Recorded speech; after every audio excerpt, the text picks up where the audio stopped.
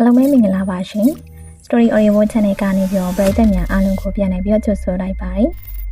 ဒီနေ့မှာတော့ပရိသတ်များနားဆင်ဖို့အတွက်ဖြိုးကအိမ်အကူလိုရင်ခေါ်ပါဆိုတဲ့ဇာတ်လမ်းလေးကိုရွေးချယ်ထားပါတယ်ရှင်ဇာတ်လမ်းလေးကိုစားကနေဆုံးထိလိုက်ပါလို့နားဆင်ပေးပါအောင်ရှင်သမီးနာမည်ကခင်တင်ပါသမီးတို့ကဖျားပုံဘူကလေးလမ်းမှာရှိတဲ့ရွာလေးတစ်ရွာကပါသမီးတို့အဖေမေတို့ကတော့တောင်သူလယ်သမားတွေပါလေကလေးနည်းနည်းရှင်းနေလို့စပားဆိုင်တောင်သူတွေပေါ့သမီးတို့မှာမောင်နှမ၄ယောက်ရှိပါတယ်အကိုကြီးကတော့အသက်20ကျော်9တန်းနဲ့ကျောင်းထွက်ပြီးဖျားပုံရန်ကုန်ကားတွေမှာရင်နောက်လိုက်လုပ်တယ်အကိုယောက်ကသမီး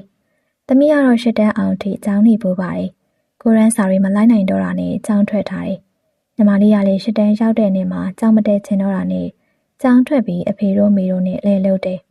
မောင်ငယ်ဆုံးကတော့4တန်းကျောင်းသားအဖေတို့မေတို့ကပညာတတ်တွေဖြစ်စေချင်လို့ကြောင်းထားပေးပေမယ့်သမီးတို့မောင်နှမတွေကတော့10တန်းနဲ့ကြောင်းထွဲကြတာကြီးပဲသမီးကအသက်18နှစ်ပြည့်ပါပြီဒါပေမဲ့အဖေတို့မေတို့ကအရက်ခက်ပက်ပြက်လေးပြီမို့သမီးကသူတို့နဲ့တူပြီးပုပ်ပုသေးသေးလေးဖြစ်နေလို့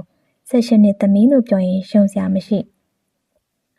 14နှစ်သမီးလောက်ပဲထင်ကြတယ်သမီးညီမကတော့အသက်16နှစ်ပြီမယ်လေလို့သူမို့လားမသိပါဘူးယောက်ျားကြီးတယောက်လိုတမ်းမှထွားကြိုင်းနေသူတို့မိသားစုတွေမှာသူတယောက်ပဲတောင်းတိမ်မောင်းတရှိတာကျန်တဲ့မောင်နှမ3ယောက်စလုံးဟာပူပူသေးသေးလေးပဲအဲ့ဒီတည်းမှာသမီးကအသေးကွေးဆုံးငယ်လေးကလဲလုံလဲမလုပ်ခဲ့သူမို့အပင်မလည်းမခံနိုင်ဘူးဒါကြောင့်ကျောင်းကထွက်တဲ့ကဘာလုံးမလည်းလုပ်စရာမရှိတော့အိမ်မှာပဲအမေကိုဝိုင်းကူလုပ်ပေးနေအငိမ့်စားနေရဲ့အဲ့ဒီချိန်မှာရွာကိုအိမ်ကူလိုချင်လို့ဆိုပြီးရန်ကုန်မှာပွဲစားလုပ်နေတဲ့ဒေါ်ကြီးမမြိုင်ရှောင်းချလာပြီးသမီးကိုရန်ကုန်ကဘိုးတွေတိုက်ပိုင်ရှိမှာအိမ်ပေါ်ဖြစ်ထားပြီးမယ်ဆိုပြီးလာခေါ်တယ်။နေစားနေတလောက်တသိန်းရမယ်ဆိုတော့အဖေကအဲ့ဒီချိန်ကငွေတသိန်းဆိုတာမနေဘူးလေ။သမီးကိုဒေါ်ကြီးအမြိုင်နဲ့ထက်လိုက်တယ်။နောက်တကောင်ကဘိုးတွေတိုက်မှာခြံကြီးဝင်းကြီးနဲ့ရုပ်ရှင်တွေကတတိအိမ်ရောက်သွားရတယ်လို့ပဲ။အဲ့ဒီချိန်သမီးသက်15နှစ်ပဲရှိသေးတယ်။အဲ့ဒီအိမ်မှာထမင်းချက်စရာမလိုပဲအိမ်တန်ရှင်းလို့မမသီးတို့အခန်းတွေရှင်းအဝတ်တွေရှော့ဖို့မိဖို့တိုက်ဆိုင်မှာကိုလို့ဒီလောက်ပဲအိမ်မှာထမင်းချက်တဲ့ဒေါ်ကြီးမအိမ်နဲ့တခန်းနဲ့အိပ်ရပြီးအိတ်ခန်းထဲမှာရေချိုကန်အိမ်သားပါပြီး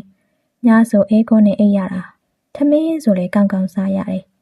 ဆိုင်မှာကိုလို့ရလို့အဝတ်စားကအစားမမကြီးတို့ကဝယ်ပေးရဲ့အဖေကတော့တလားတခါလားစားလာယူရင်လာကြည့်တက်တယ်သမီးကအိမ်မှာကောင်းကောင်းစားတော့အရန်ပြော့တာပဲဒီလိုနဲ့တနေ့လောက်နေပြီးတော့အဖေကလဲလို့ဆရာရှိလို့ဆိုပြီးအကြောင်းပြပေးလာခေါ်တယ်။တကယ်လေသမီးကလဲလို့တမမဟုတ်တာ哦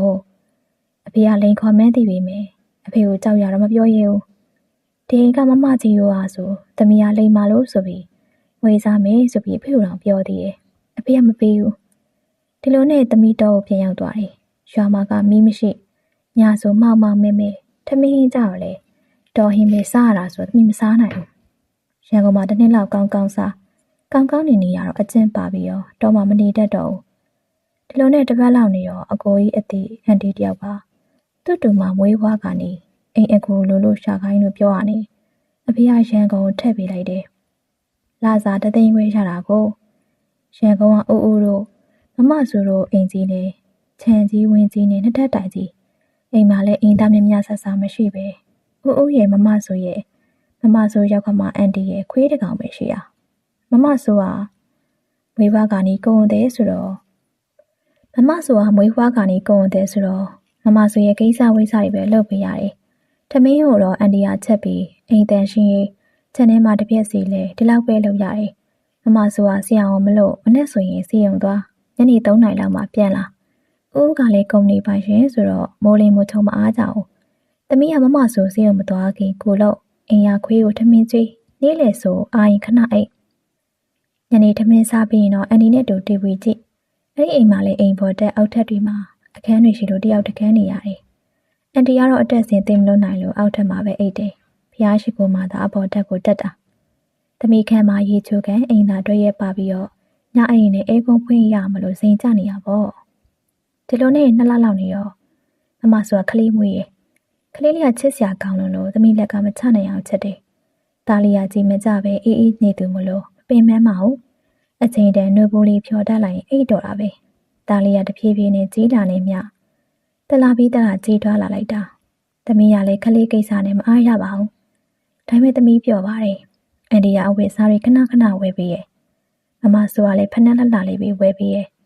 လာတော့သမီးမှာကြောဖို့အိတ်လေးထဲမှာအဝတ်စားနှစ်စုံလောက်ပဲပါလာတာခုဆိုအန်ဒီဝယ်ပေးထားတဲ့အဝတ်တွေနဲ့အိတ်တလုံးအပြည့်ဖြစ်နေပြီတနခါလိန်ပိုတနခါတော့အစားကြောက်ပြီးမှန်ပြီးညနေတုပ်ပေါ်ကအကုန်ပေးထားတယ်အဖေကဒီရင်ကိုတော့ခဏခဏမလာဘူးအန်ဒီကိုကြောက်တယ်နဲ့တို့ပါရဲ့ဒီမှာဖုံးသုံးပင်ပေးလို့ရွာမှာထားတဲ့သမီးဖုန်းလေးကိုမှားလိုက်တော့အကိုကြီးကလာပို့ပေးရဲ့သမီးကတော့ Facebook မသုံးပါဘူးရွာညီမလေးနဲ့တော့ဗီဒီယိုကောခေါ်ပြီးခဏခဏပြောတယ်ဒီမှာ Wi-Fi နဲ့တုံးရတော့အဆင်ပြေပါပေါ့နော်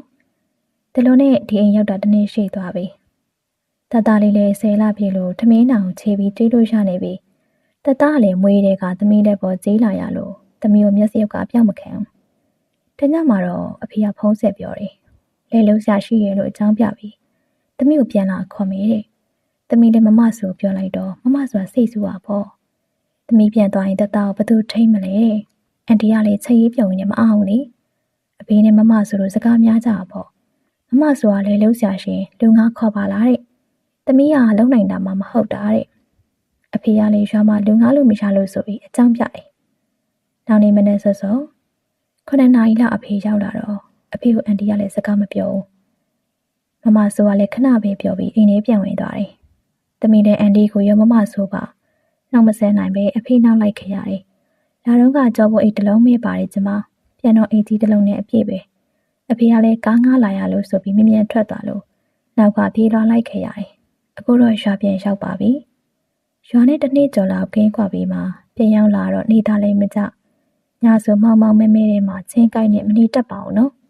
ရွာလူတွေကလည်းမိုးချုံနေဝင်ဆိုစားပြီးတောက်ပြရနဲ့အိတ်ကြပဲရန်ကုန်မှာဒီချိန်ဆိုအန်တီနဲ့တီဗီကြည့်ရင်စကားတပြောပြောနဲ့ရီဘောနေရတာကိုလည်းတတိယတတလေးလည်းသမီးမရှိတော့ထိမ့်မဲ့သူမရှိလို့ငိုနေမှလားအဲ့လိုစဉ်းစားမိပြီးချင်းကိုက်တဲ့မှောင်မဲကြီးရဲ့မှာသမီးအိမ်မပြောနိုင်ပဲထိုင်နေမိရဲ့ရန်ကုန်ကဘယ်လိုလူတွေကများသမီးကိုထက်လာခေါ်ကြအောင်မလဲမမဆိုတို့အိမ်ထဲလာစာပို့ပေးတဲ့အိမ်ဆိုအဖေကထဲ့မှာပါပဲအမြန်သာလာခေါ်ကြပါတော့သမီးတော့မှမနေချင်တော့လို့ပါနေတိုင်းမျှော်နေမိပါတယ်ပရိသတ်များရှင်အခုတင်ဆက်ပေးခဲ့တဲ့အိမ်အခုလို့ရင်ခေါ်ပါဆိုတဲ့ဇာတ်လမ်းလေးကတော့ဒီမှာနေပြီးပါပြီဇာတ်လမ်းကောင်းများစွာကိုနားဆင်ခြင်းနဲ့ဆိုရင်တော့ channel လေးကို like and subscribe လေးနှိပ်သွားပေးဖို့တောင်းဆိုပါတယ်ရှင်အားလုံးကိုကျေးဇူးတင်ပါတယ်